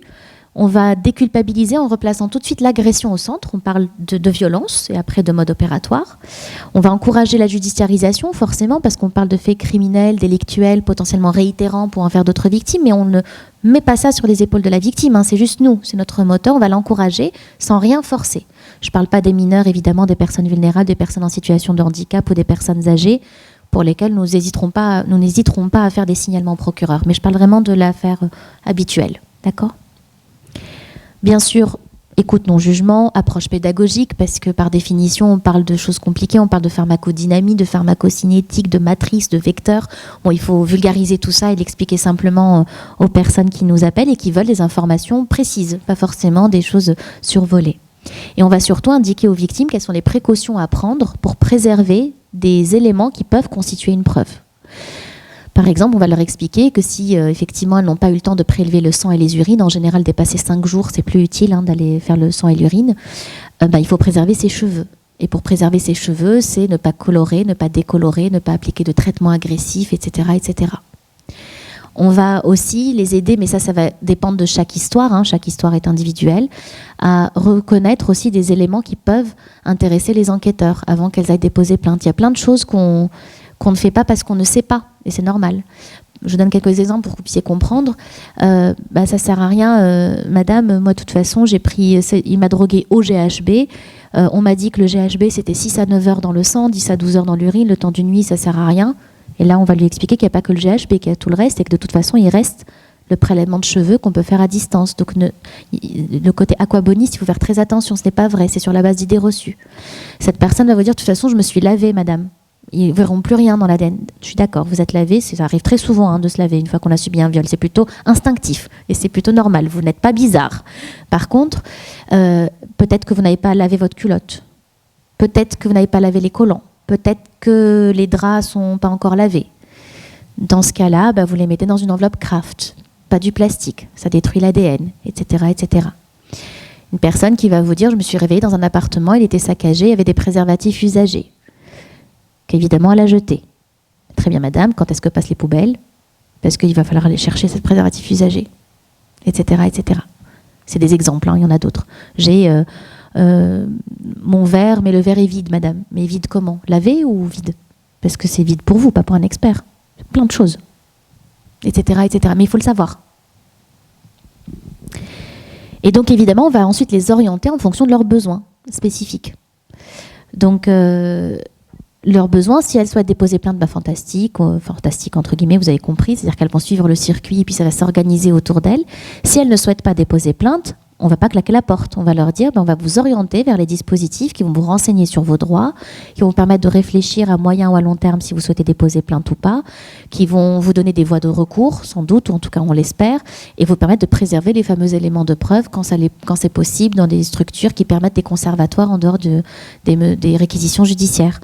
On va aussi leur proposer, si elles le souhaitent, si c'est encore trop difficile pour elles, je ne veux pas aller voir le légiste, je ne veux pas aller voir le médecin, je n'ai pas envie qu'il me touche, je n'ai pas envie qu'on me manipule, est-ce que vous avez besoin d'un soutien psychologique? Et dans ce cas-là, on va voir comment on peut l'orienter sur le plan psychologique. Si encore franchir la porte du psychologue, c'est trop difficile, eh bien, on va lui demander, peut-être que ça peut être bien d'appeler les dispositifs d'écoute. Ils sont là pour ça, c'est à la maison. Il n'y a pas de problème. On va systématiquement dépister le risque suicidaire, parce que malheureusement, il est majeur, vous le savez. Et si il est là, on pose la question, très simplement. N'ayez pas peur de poser la question. Ce n'est pas le fait d'en parler qui va déclencher l'envie d'eux. On ne pousse pas quelqu'un au suicide. Au contraire, s'il en arrive à vous en parler, c'est qu'il y pense tout le temps. Donc c'est bien d'en parler. Il n'y a pas de tabou avec le suicide. Mais par contre, vous avez des lignes d'écoute dédiées, 7 jours sur 7, 24/24. Suicide écoute, c'est le 31-14, qui peuvent même intervenir si besoin. Donc c'est très important. Les suicides sont des morts évitables, quand on peut. Donc ce sont des morts évitables, on peut faire quelque chose. Et tant qu'on peut faire, faisons-le. Et puis bien sûr, s'il faut un suivi addictologique, etc., c'est aussi une possibilité. Un entretien avec le CRAF, ça dure 1 heure. Donc rassurez-vous, si vous nous appelez ou vous nous orientez quelqu'un, on ne va pas l'expédier en 5 minutes en lui disant voilà... globalement, ce que vous avez à faire, on sait que si une collègue prend le téléphone, on la laisse tranquille pour 1 heure. La personne, elle, peut raccrocher quand elle veut, au bout de 5 minutes, 10 minutes, mais nous, on est disponible pendant 1 heure. Quand on a des protocoles de recherche qui sont présents, on peut aussi proposer ces protocoles de recherche aux victimes. Donc là, ça vient d'être terminé, on vient de finir ce protocole de recherche, mais par exemple pendant 2 ans, je coordonnais cette étude de recherche scientifique qui s'appelle GSC, où je prélevais les cheveux des victimes et je les faisais analyser auprès d'un laboratoire expert aux frais de la recherche. Ça a évité aux victimes de payer 1 200 € quand elles n'ont pas déposé plainte. Mais bon, là, c'est plus le cas, puisque un projet de recherche, par définition, c'est cadré dans le temps. Et le 20 novembre, on a fermé les recrutements. On est arrivé à nos 200 victimes inclus. Mais si vous avez des recherches en cours présentes sur votre territoire, dites-nous pour qu'on puisse orienter les victimes également vers vos projets de recherche. Et après, vous l'avez compris, quand un cas est identifié, on l'injecte à l'enquête nationale dont je vous ai parlé tout à l'heure, et ça remonte jusqu'au plus haut sommet de l'instance sanitaire à l'européenne et à l'internationale. Si on a fondé le CRAFS, en tout cas si j'ai souhaité le mettre en œuvre, c'est aussi pour pérenniser cette action. Parce qu'on pourrait vous dire, finalement, pourquoi pas les centres antipoison, pourquoi pas, ça peut exister d'une autre forme. Parce que j'ai l'intime conviction que le fait d'avoir uniquement cette activité spécifique, ça oblige à continuer de garder le focus et l'attention sur ces questions-là. S'il y a des périodes de restrictions budgétaires, d'austérité budgétaire, croyez-moi sur parole, la première chose qui passera à la trappe, c'est le droit des femmes et des enfants, que les choses soient bien claires. Et donc, il n'est pas question qu'on fasse autre chose que ça, parce que si, par exemple, c'est la femme qui a subi des violences sexuelles ou le monsieur qui a subi des violences se retrouve au milieu de la morsure de serpent, de la contamination aux champignons, du gamin qui a avalé ses piles ou de l'incendie de Notre-Dame, vous pouvez être sûr que ça ne sera pas leur priorité. Donc c'est important qu'il y ait une structure qui soit dédiée à ça, pérenne. Tout le monde doit participer à l'effort, mais on n'oublie pas que c'est une cause de long terme en fait. Il faut déjà que la relève soit là en quelque sorte. On fait partie du collectif des vigies sur les violences faites aux femmes, de droits des femmes en santé, de la Fédération hospitalière de France, pour veiller aussi à ce que ce droit et cet accès à la santé soit possible. On nous a bien sûr demandé lors du rapport au gouvernement, c'est ce que je vous disais, donc on a réussi à les convaincre que c'était important que ça soit une structure dédiée et d'envergure nationale. Donc le CRAFS est un dispositif national, donc c'est une ligne de chute unique sur le territoire national, et aujourd'hui elle est bien individualisée. Alors avant que le gouvernement nous soutienne, bien sûr on a eu le soutien de tous nos partenaires et je les en remercierai jamais assez, qui ont compris l'utilité de ce dispositif. On a déjà lancé des campagnes, et ce qui est important à garder en tête, c'est que nous ne sommes pas là pour nous substituer à ce qui existe. Ça, c'est très important à comprendre. Nous sommes juste cette boussole que je vous ai montré tout à l'heure dans la course contre la montre. Donc, toutes les initiatives que vous mettez en place, c'est vous qui allez accompagner les victimes dans vos régions, c'est vous qui allez avoir le bon circuit et le maillage qu'il faut. Donc, tout ce qui est mis en œuvre dans les régions doit nous être remonté pour qu'on puisse orienter les gens vers vous. Parce qu'il n'y a rien de mieux qu'un acteur de proximité pour vous accompagner. Donc, nous, on oriente. Donc ça me laisse quelques minutes, 10 minutes chrono pour déconstruire plein d'idées reçues. C'est ambitieux, mais je vais essayer d'être la plus efficace possible. Les idées reçues, vous l'avez compris, je vous l'ai dit tout à l'heure, ils sont extrêmement nombreux sur les agressions facilitées par les substances et a fortiori sur la soumission chimique. Donc on va déjà démarrer par la soumission chimique, je vous dirai ensuite un petit mot sur la vulnérabilité chimique. En général, quand on pense à la victime, on dit c'est une femme et jeune, les deux. Et si j'ai envie d'être un peu provocatrice, vous direz jeune et jolie dans une ruelle sombre, imprudente, alcoolisée, j'en passe. Vous le savez, mais ça va mieux en le disant, oui, les femmes sont disproportionnellement représentées dans nos études. Oui, les 20-29 ans sont disproportionnellement représentés dans nos études. Mais les victimes sont des hommes, des femmes, des personnes transgenres, qu'il s'agisse d'hommes assimilés femmes à la naissance ou de femmes assimilées hommes à la naissance.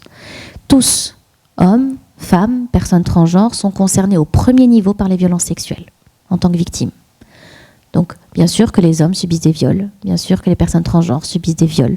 C'est encore plus tabou, encore plus caché, encore plus honteux.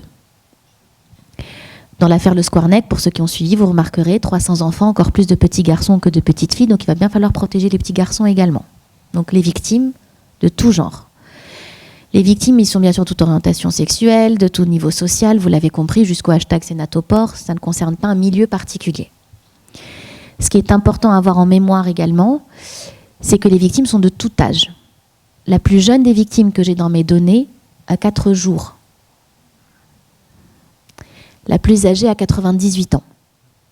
Donc la soumission chimique, ça ne concerne pas que des jeunes femmes de 20-29 ans. Je laisse juste une petite... Parce qu'en général, ça bouscule un peu quand je dis ça, donc on passe tout de suite aux agresseurs.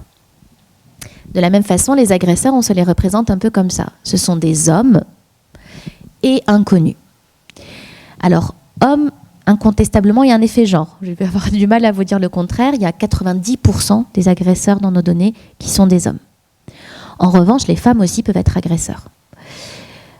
Pas forcément pour les mêmes faits. En fait, les hommes, on les retrouve beaucoup dans les violences sexuelles en tant qu'auteurs, violences conjugales, etc. Les femmes, on les retrouve beaucoup dans les vols, dans les maltraitances chimiques. Je vous ai parlé tout à l'heure des enfants chimiquement battus, et dans les infanticides. Ça fait le pas avec ce que je vais vous dire tout à l'heure, c'est qu'il n'y a pas que les violences sexuelles, bien évidemment. Il y a autant de faits criminels ou délictuels qu'il n'existe d'affaires de soumission chimique. Ce sont des modes opératoires criminels, de tout crime ou de tout crime, tout délit. Donc, on pense souvent que l'agresseur est inconnu. Alors, il peut l'être, je ne dis pas le contraire. En revanche, ça entretient cette idée qu'elle était imprudente. Vous voyez, c'était écrit sur son front, etc. Non, la plupart du temps, la personne vous connaît ou vous en êtes proche, parce que la soumission chimique n'est pas une affaire de prudence. La soumission chimique, c'est une affaire d'une confiance trahie. Et ça, il faut bien le comprendre. Non, les victimes ne sont pas des écervelés qui laissent leur verre sans surveillance et qui ne respectent pas, comme je vous l'ai dit tout à l'heure, les règles élémentaires de prudence. Les victimes de soumission chimique, et je peux parler vraiment pour toutes, je n'en connais pas une où ce n'est pas dans ce cas de figure, elles ont laissé leur verre sous la surveillance d'une personne de confiance, elles ont accepté leur verre d'une personne de confiance ou, certes, ont laissé leur verre sans surveillance dans un contexte qui a gagné leur confiance. Je ne sais pas vous, mais moi, quand je vais au restaurant, même avec une nouvelle rencontre, je laisse mon verre sans surveillance pour aller aux toilettes, parce que j'ai confiance dans le lieu où je me trouve. Et je pense être tout à fait normal et pas du tout imprudent. D'ailleurs, je pense que vraiment, j'aurais toutes les raisons de rater mon coup si je prenais mon verre avec moi. Donc, c'est important de considérer que ce qui n'est pas normal, c'est qu'ensuite, en votre absence, on vous administre une substance. Ça, c'est pas normal. Si vous êtes en soirée privée, vous avez écrit peut-être votre nom sur un gobelet pour des raisons d'hygiène et pour éviter de faire la vaisselle, mais globalement, vous allez danser en laissant votre verre de temps en temps posé parce que vous êtes en confiance. Pas parce que vous êtes une imprudente ou un imprudent, parce que vous êtes en confiance. Et on pourrait décliner à l'infini. Au bureau, je laisse tout le temps traîner mon verre. Mais tous mes collègues s'en plaignent. Donc, pour autant, je me sens en sécurité au travail. Je suis censée me sentir en sécurité au travail. Ça, c'est le premier cliché qu'il faut vraiment déconstruire, parce qu'il est délétère. Et le deuxième qu'il faut bien comprendre, c'est que l'inconnu, c'est pas ce mec à capuche non plus. Parce que les inconnus existent aussi, dans ceux qui trahissent votre confiance. Mais eux aussi trahissent votre confiance. Vous êtes tous des inconnus pour moi aujourd'hui. Tous. Et je le suis aussi. Et je vous fais confiance, évidemment. Donc, cette notion selon laquelle l'inconnu serait effrayant, etc., moi, j'ai arrêté d'avoir peur des inconnus à l'âge de 10 ans, je crois. Donc, c'est important. Je parle beaucoup plus à des inconnus qu'à des gens que je connais dans ma vie. Et c'est très important de le concevoir que l'inconnu a le visage du quotidien. Et dans mes données aussi. L'inconnu, je fais exprès de multiplier les exemples parce que je ne veux stigmatiser aucune profession. C'est pas une question de métier. C'est l'inconnu, ça va être ce chauffeur qui va vous raccompagner parce que vous vouliez être en sécurité. Ça va être le serveur que vous prenez en sympathie, le barman ou le patron du bar que vous prenez en sympathie. Ça va être l'hébergeur, le caviste qui vous fait goûter son vin, etc. C'est le visage du quotidien. Voilà. Un client, etc., etc. Donc c'est très important de le concevoir. C'est toujours une confiance trahie. Toujours. Partant de ce principe. Ils agissent seuls, mais ils agissent aussi en réunion, puisque ça peut être également, malheureusement, voilà, des viols en réunion ou autre chose. Ça, je vous en ai déjà parlé, donc je passe rapidement dessus. Il n'y a pas que les violences sexuelles, même si elles sont les plus représentées. On a des vols, des enlèvements, des séquestrations, les maltraitances chimiques, les extorsions d'héritage, les détournements testamentaires et j'en passe. Et puis, bien sûr, jusqu'à la traite des êtres humains, quand on contraint, par exemple, des mineurs à se prostituer ou quand on contraint des personnes à la prostitution. On appelle ça de l'exploitation sexuelle, pas de la prostitution d'ailleurs. Donc voilà, c'est important d'avoir ça en mémoire. On pense souvent à l'établissement festif, ce qui est vrai, hein, ça arrive dans les établissements festifs. En revanche, c'est très très loin d'être le seul endroit où il peut y avoir des soumissions chimiques. Mieux que ça, dans nos données, c'est souvent le domicile qui est présent. Pourtant, le domicile est vu comme un lieu de refuge, de sécurité. Alors bien sûr qu'il l'est pour la plupart des gens et heureusement, mais il ne l'est pas systématiquement, loin de là. C'est même le lieu de toutes les vulnérabilités. Si vous cassez les murs du huis clos, c'est assez épouvantable. Il y a les viols incestueux, les viols conjugaux, les violences physiques, la traite des êtres humains, c'est aussi là-bas qu'on exploite sexuellement des gens, l'extorsion d'héritage et j'en passe, les violences s'exercent au sein du foyer. D'ailleurs, le juge Édouard Durand, pour ceux qui le connaissent, l'ancien président de la Civis, dit souvent que le domicile est le lieu le plus dangereux pour les femmes et les enfants. Pour certaines, c'est une zone de guerre. Voilà. Donc bien sûr, pas uniquement il y a le domicile, mais aussi tout le reste, hein, dans la rue, etc. Ça peut être n'importe où. On pense souvent à l'alcool comme le vecteur à partir duquel on nous a drogués, on nous a mis quelque chose dans notre verre d'alcool. Alors oui, très souvent c'est l'alcool, c'est amérisant, c'est un contexte de lâcher prise, et puis c'est normal de se faire servir, et puis on trinque, et puis vas-y, cul sec. On arrive à comprendre pourquoi l'alcool c'est pratique. Mais il n'y a pas que l'alcool, il y a des boissons soft qui peuvent utiliser, l'eau, c'était largement suffisant, et puis le coca, je vous disais tout à l'heure, le café, le jus de pamplemousse, et j'en passe. Vous avez tout ce qui est aussi aliments, parce que la soumission chimique c'est dans le verre, mais c'est aussi dans l'assiette. Quand je dis aliments aussi pour les enfants, ça peut être des confiseries, comme souvent on peut en voir, vous le savez, ça c'est assez connu. Et puis ça peut être jusqu'à maintenant, puisque ça évolue en permanence, faites attention aux cigarettes électroniques, puisqu'on peut mettre aussi des drogues dans des e-liquides. Les cannabinoïdes de synthèse et j'en passe. Les cannabinoïdes de synthèse, par exemple, contrairement au pétard et au cannabis, n'a pas d'odeur. Donc c'est important d'avoir ça en tête. Et puis, on peut aussi droguer une personne à son insu, ou la droguer de force, sans du tout avoir besoin de recourir à un vecteur. Le plus connu, c'est les enfants. Je vous l'ai dit tout à l'heure, il obéit l'enfant. Donc je lui donne le comprimé, il l'avale, il m'obéit. Ça peut être aussi, je force. Dans les violences conjugales, on a des actes, franchement, qui s'apparentent à des actes de torture et de barbarie. Elle est frappée, mais en plus, elle est obligée de sniffer la coke, etc. Ou parfois même, ligotée, attachée, on lui injecte des produits, pour les cas les plus extrêmes. Ça peut être aussi dans les enlèvements et les séquestrations qu'on peut avoir ces prises forcées. Mettre l'alcool dans le gosier de force, et puis la personne est obligée d'avaler de l'alcool pour perdre connaissance lors de son kidnapping, par exemple.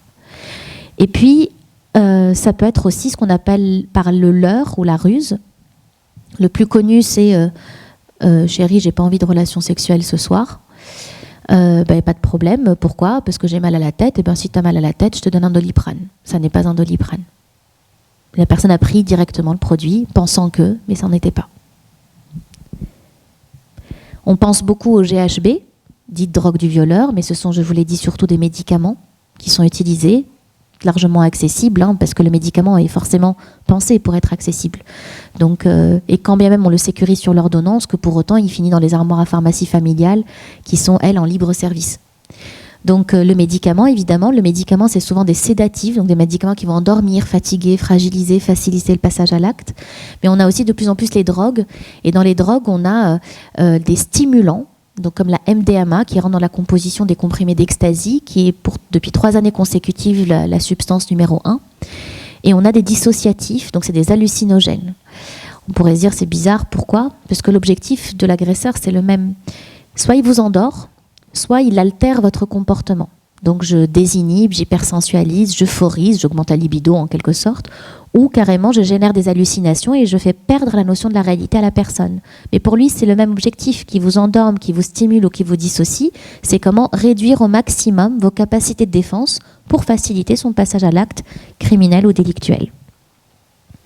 Alors sans urine ou cheveux, comme je vous l'ai dit tout à l'heure, il faut attendre plus tard pour le cheveu, au moins 1 mois, pour avoir la pousse de ce qu'on appelle le segment d'effet, pour que, en fait, quand on avale une substance, elle diffuse dans le sang, elle va irriguer le bulbe du cheveu. Le cheveu pousse d'1 centimètre par mois. Donc si vous avez 12 cm de cheveux, vous avez à peu près 1 an d'historique. Et puis après, on va pouvoir comparer non seulement ce que vous prenez d'habitude par rapport à ce qu'on a pu vous administrer à un segment donné, et surtout on va pouvoir savoir depuis combien de temps potentiellement vous êtes exposé, puisqu'on a en plus la possibilité de remonter le temps, pour peu qu'on ne les ait pas abîmés. Sur la vulnérabilité chimique, il est 14h, est-ce que je peux prendre 2 minutes encore ? Voilà. Sur la vulnérabilité chimique, contrairement à la soumission chimique, je vous l'ai dit, là c'est un usage volontaire, et dans l'écrasante majorité des cas, là on n'aura pas des médicaments et des drogues illégales, dans l'écrasante majorité des cas, vous avez l'alcool. On a consommé de l'alcool volontairement, on était en état de fragilité, et puis ensuite, quelqu'un a profité de cette situation pour faciliter son passage à l'acte. J'aimerais simplement déconstruire tout de suite une idée reçue tenace, c'est que lorsqu'on drogue la personne à son insu, quand on la soumet chimiquement, c'est assez évident pour tout le monde qu'il y a préméditation. La personne a choisi une substance, a mis en place un stratagème, a ciblé quelqu'un, lui a mis dans son verre, etc., et ensuite a procédé à des violences. Par contre, on a tendance de façon un peu précipitée à dire que la vulnérabilité chimique, elle est d'opportunité. Oh, j'ai vu une personne tituber, j'avais pas prévu d'eux, mais finalement, puisqu'on y est, pourquoi pas l'agresser ? Alors, justement, ça existe, la vulnérabilité d'opportunité, mais surtout, ce qui existe, c'est la vulnérabilité proactive et de prédation. Ça, le plus connu, c'est les jeux d'alcool, les jeux de caps, les bières pong, etc. J'incite la personne à boire, la personne boit volontairement, mais mon objectif est de exactement l'incapacité totalement ensuite pour faciliter mon passage à l'acte. Je vais vous citer qu'un seul exemple pour que vous compreniez. Une jeune fille qu'on a accompagnée qui a 16 ans, qui était bien sûr, s'est pris au jeu de prendre plusieurs shots, et c'était rigolo, c'était avec des copains, il n'y avait pas de problème, elle était ravie de le faire. Ce qu'elle n'avait pas du tout anticipé, et c'est bien normal, parce qu'il faudrait être sacrément tordu, c'est qu'après, une fois qu'elle n'était plus en état, elle va subir un viol collectif, qu'elle sera diffusée sur les réseaux sociaux, et que tout ça était pour l'embrigader dans la prostitution. Parce que oui, on ne tombe pas dans la prostitution.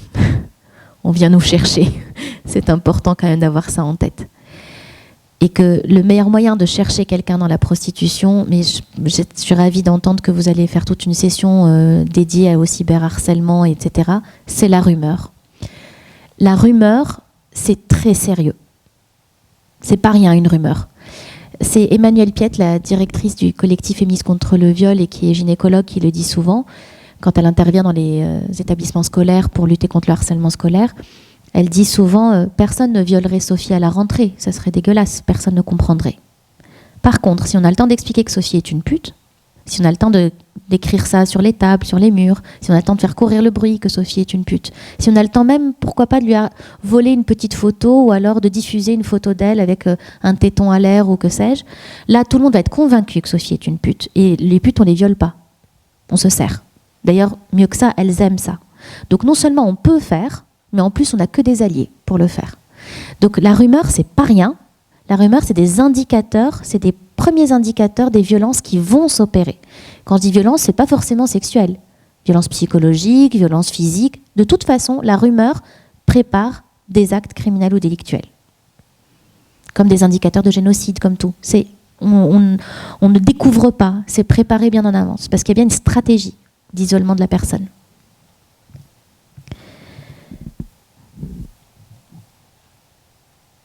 Juste pour vous parler de zones sensibles, particulières, dans les violences intrafamiliales, parce qu'on n'en parle pas assez, il y a des moments en fait qui sont sensibles. Les situations d'instance de divorce, de conflit sur la garde des enfants, où là c'était un monsieur en l'occurrence qui a été drogué à son insu par sa compagne, qui se réveille, qui boit un chocolat chaud, qui se sent pas très bien. Il va voir son médecin généraliste, le médecin généraliste lui prescrit un antivertigineux, ça va mieux. Le lendemain, il se réveille, il reprend son chocolat chaud, c'est le rituel qui va commencer à l'alerter. Et de nouveau, il se sent pas bien du tout, mais vraiment pas bien. Et donc, il secoue la boîte, il se rend compte qu'il y a des pellicules blanches et il trouve un petit comprimé qu'il écrase, enfin des petits morceaux. Il goûte, ça n'a pas du tout le goût du chocolat, c'est amer. Et là, il est pris de panique.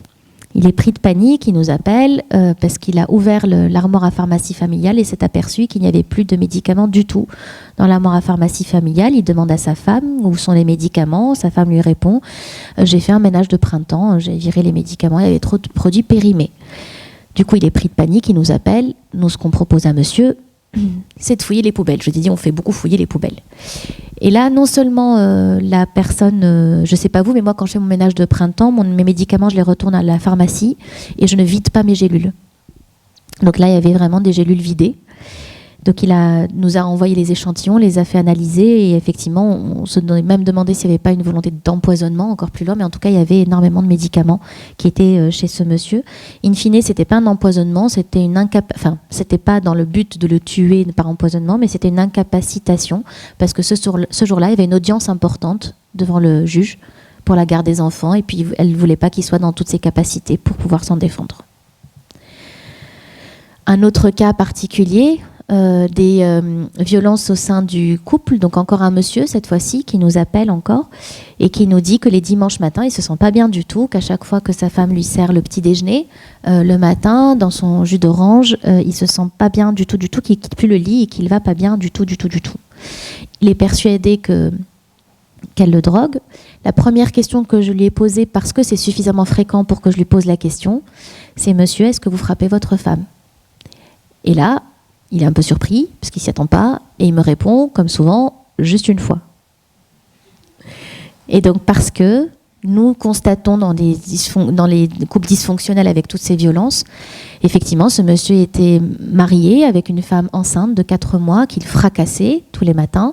Et comme c'est le dimanche qu'il a roué de coups, l'astuce qu'elle a trouvée, qui est délictuelle, qu'elle n'a pas le droit de faire, mais qui était là, c'est de le droguer à son insu pour, je cite, esquiver les coups et protéger son enfant dans son ventre. Donc le gris et voilà, j'entends c'est compliqué, bah oui, c'est des nuances compliquées. Mais en tout cas là, ce monsieur en l'occurrence, il a aussi été orienté pour la prise en charge des auteurs de violence, parce que lui était auteur de violence. Ça peut être aussi l'indicateur d'inceste. Pas une fois, pas deux, on drogue la mère pour mieux violer la petite le soir. Et puis dans les violences intrafamiliales et conjugales, et les viols conjugaux, on a aussi cette vulnérabilité chimique. Il n'y a pas que de la soumission chimique. La vulnérabilité chimique, c'est par exemple, et proactive, et de prédation, encore une fois, largement préméditée. Le couple est très fâché, ils n'ont pas de relations sexuelles de toute façon, cette femme refuse ces relations sexuelles de toute façon. Et du coup, le mari va attendre qu'elle prenne son médicament, son somnifère le soir prescrit par son médecin, avant de venir la voir dans le lit, puisqu'elle n'est plus en état de s'en défendre, puisqu'elle a refusé 100 fois. Et là, il va profiter de l'effet du médicament. Cette femme dira à son mari: je t'interdis de me toucher une fois que j'ai pris mon médicament, tu sais que je ne veux pas de relations sexuelles. Il lui répondra: tu as une prescription tous les soirs, si moi je ne peux plus avoir de relations sexuelles, ça ne me pose un problème, donc à chaque fois que tu auras ton médicament, j'en profiterai. C'est des couples qui ne se parlent plus et qui, en revanche, à chaque fois qu'elle lui tend... que le mari lui tend un joint, elle sait que c'est là que le viol conjugal aura lieu. Donc c'est des indicateurs. Donc oui, simplement pour finir là-dessus, promis, ce sont des prises à l'insu, mais également des prises forcées et des vulnérabilités chimiques. Donc dans la roue des violences, ça serait bien qu'on rajoute les violences chimiques parce qu'elles existent. Je n'aurai pas le temps de vous parler de cybercriminalité, mais j'ai cru comprendre que c'était largement... abordé plus tard, simplement pour vous dire que la soumission chimique, c'est une affaire de santé publique. Ce sont des chutes, des accidents de la voie publique, des traumatismes, des grossesses non désirées, des contaminations infectieuses. Ce sont des troubles de l'usage de substances, des troubles du comportement alimentaire. Ce sont des dépressions, des scarifications, des suicides, des passages à l'acte et des décès par overdose. Donc c'est bien un sujet de santé publique. Ce que je vous ai dit là, c'est uniquement ce que je vois du bout de ma lorgnette. Donc gardez l'esprit ouvert, ça change en permanence. Je ne vous aurais pas parlé de la e-cigarette il y a encore quelques temps. On ne juge jamais une victime qui ne souhaite pas déposer plainte. On ne sait pas ce qui l'empêche de le faire. On l'oriente simplement. On gère l'urgence sanitaire, surtout en cas de viol ou d'absence de souvenir. Cette jeune fille qui se réveille nue dans la rue. Donc ça aussi, un tic-tac. Il faut évaluer la pertinence de mettre en place une contraception d'urgence. Ça, c'est dans les 3 jours à 5 jours. Et la prophylaxie anti-VIH, c'est dans les 48 heures. On ne la laisse pas isolée. On pense au CRAFS, on est là pour vous. Donc vous orientez les victimes vers nous, vous n'hésitez pas. On saura les accueillir convenablement. Sur la note positive, sachez qu'on va avoir plein de choses qui bougent en ce moment, grâce à Gisèle notamment. Il y a une expérimentation soumission chimique qui va démarrer, alors dans 3 régions pour l'instant, donc Île-de-France, Hauts-de-France et Pays de la Loire pour démarrer, mais ça va être généralisé ensuite, pour permettre à toutes les victimes de faire des analyses toxicologiques en dehors d'un dépôt de plainte, auprès des bons laboratoires et aux frais de la Sécu, parce qu'il n'est pas question qu'elles payent 1 200 € de leur poche. On met en place des groupes de parole substantiels pour ces victimes spécifiques avec la question de l'amnésie. On met en place bientôt en 2026 des campagnes nationales avec l'association Mandorpa. On met en place des diplômes universitaires pour sensibiliser les gens. Et on espère que dans la loi, on réussira à vraiment faire inscrire très clairement la vulnérabilité chimique comme un facteur aggravant, avec vraiment la notion de consommation d'alcool ou de drogue, y compris de drogue illégale, parce que rien ne le justifie. Je sors bientôt un livre là-dessus. Je vous invite à le découvrir le 21 janvier. Ce n'est pas encore le cas, où vous pourrez aller plus loin, puisqu'on pourrait parler des heures, vous l'avez compris, de cette thématique. Et les artistes s'engagent auprès de nous également, donc la société est bien mobilisée, et donc pour nous sommes convaincus que le CRAFS c'est un investissement pérenne. Donc merci à tous les professionnels, mais surtout merci Gisèle.